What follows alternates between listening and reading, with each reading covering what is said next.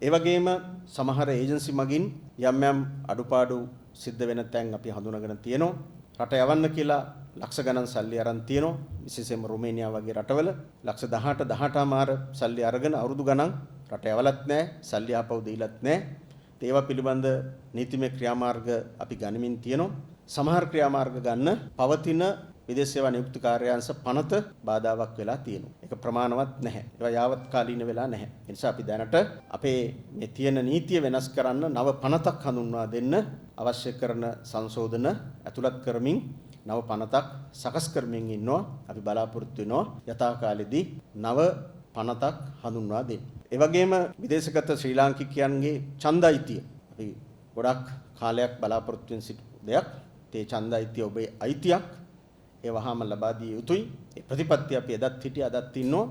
ඒ නිසා ඔබේ ඡන්දයිතිය ලබා දීම සඳහා දැනටමත් රාජ්‍ය පරිපාලන අමාත්‍යාංශය මගින් විශේෂ කමිටුවක් පත් කරලා තියෙනවා. ඒ හරහා අපි බලාපොරොත්තු වෙනවා විදේශගත ඔබට ඡන්දය ලබා දීමට අවශ්‍ය කරන පහසුකම් සලසලා ඊට අවශ්‍ය කරන නෛතික තත්ත්වය ඇති කරන්න. මැතිවරණ කොමිසමත් හරහා පහුගිය දවස්වල එක්සත් ජාතීන්ගේ සංවිධානයේ යම් කණ්ඩායමකුත් ලංකාවට ආවා. මේ මැතිවරණ ක්‍රමයේ පිළිබඳ සාකච්ඡා කරා. ඒ අයගේත් සහයෝගය ඇතුව ලෝකයේ විවිධ රටවල විසිරලා ඉන්න ශ්‍රී ලාංකිකයන්ට ලංකාවේ ඡන්ද අයිතිය ලබා දීම සඳහා ක්‍රමවේදයක් සකස් කරන්න දැන් අපි ආරම්භයක් තියලා තියෙනවා. ඒ කටයුත්තත් යථාකාලෙදී සම්පූර්ණ කරන්න අපි බලාපොරොත්තු වෙනවා. ඒ වගේම විදේශගත ශ්‍රී ලාංකිකයන්ට යම් කාලයක් රැකියාවල නියුක්ත වුණාට පස්සේ තමන්ගේ වයෝවෘද්ධ කාලය තුල විශ්‍රාම වැටුපක් ලබා ගැනීම ඒ පිළිබඳව අපි දැනටමත් මැදිහත් වෙමින් තියෙනවා.